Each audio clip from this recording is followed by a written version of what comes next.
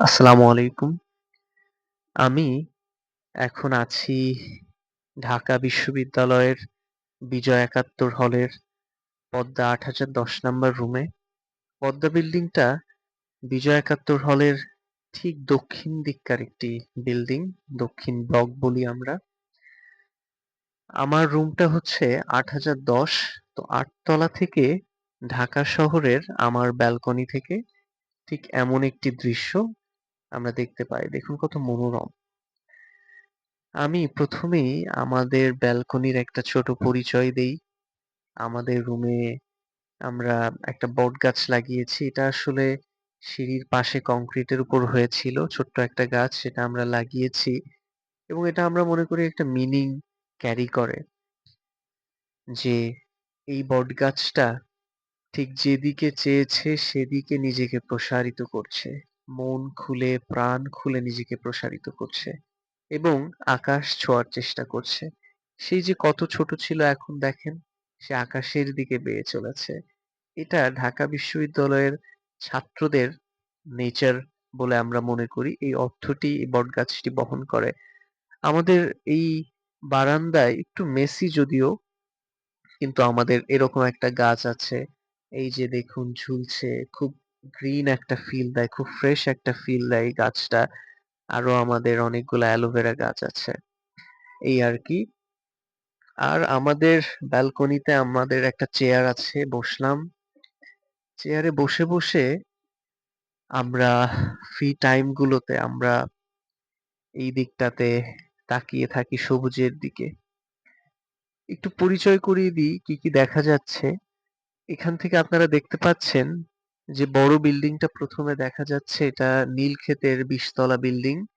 এরপর থেকে এই যে লম্বা সারিটা দেখা যাচ্ছে বিল্ডিং এর সারি, খুব আর্টিস্টিক একটা লুক দিচ্ছে। এটা হচ্ছে আজিমপুর সরকারি কর্মচারী কোয়ার্টার। এই দিকটা থেকে একদম মাঝখানে যে জিনিসটা দেখা যাচ্ছে এইটা হচ্ছে বুয়েটের একটা বিল্ডিং।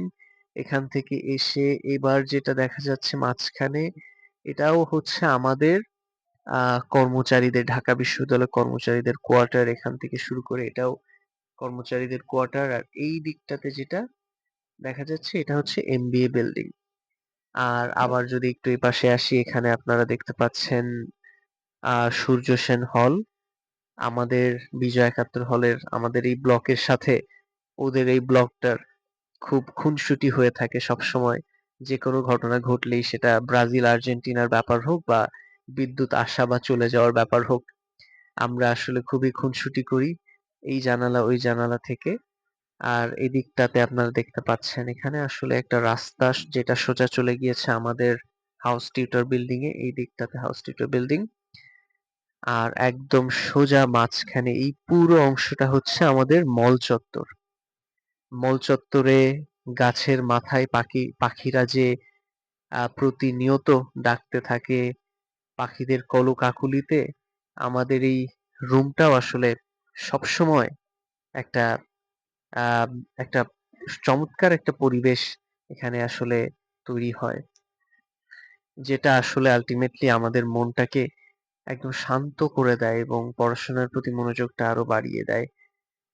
আর যখনই বৃষ্টি হয় তখনই তো আসলে দৃশ্যটা এত বেশি মনোরম হয়ে যায়, আমি আসলে এই অনুভূতিটা বলে বোঝাতে পারবো না। যারা এখানে আসেনি কিন্তু আসার চেষ্টা করছে, তাদেরকে আমি অবশ্যই বলবো যে চেষ্টাটা যাতে সর্বোচ্চ হয়।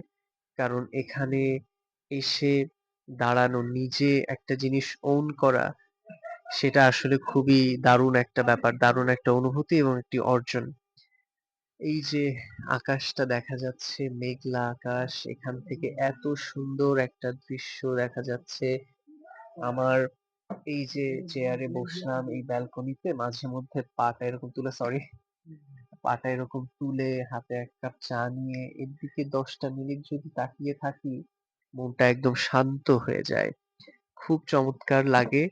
তো আমি আসলে আমার ব্যালকনি এবং ব্যালকনি থেকে যে দৃশ্যটা দেখানো যায়, এটা হচ্ছে আমি স্মৃতির পাতায় রেখে দিলাম ক্যামেরা বন্দি করে। আর যদি কেউ এই ভিডিওটি দেখে অনুপ্রাণিত হয়, এটা আমার অতিরিক্ত অর্জন। এই আরকি। সবাইকে অনেক ধন্যবাদ। সামনে ইনশাআল্লাহ আরো কিছু চমৎকার আ ভিডিও করার চেষ্টা করব। আমাদের ক্যাম্পাস লাইফ রিলেটেড। এটাকে আসলে আমি একটা সিরিজের মধ্যে রেখেছি। নিতান্তই নিজের জন্য। ক্যাম্পাস লাইফ আর্কাইভ বলে একটা সিরিজের মধ্যে রেখেছি আসলে। তো সবাইকে অনেক ধন্যবাদ। সামনে অনেকে বলেছেন একটা ক্যাম্পাস সরি রুম ট্যুর দেওয়ার জন্য। তো আমি সেটাও পরিকল্পনা করেছি। রুমটা আসলে একদিন ট্যুর দিয়ে দিব। ঠিক আছে? সবাইকে অনেক ধন্যবাদ।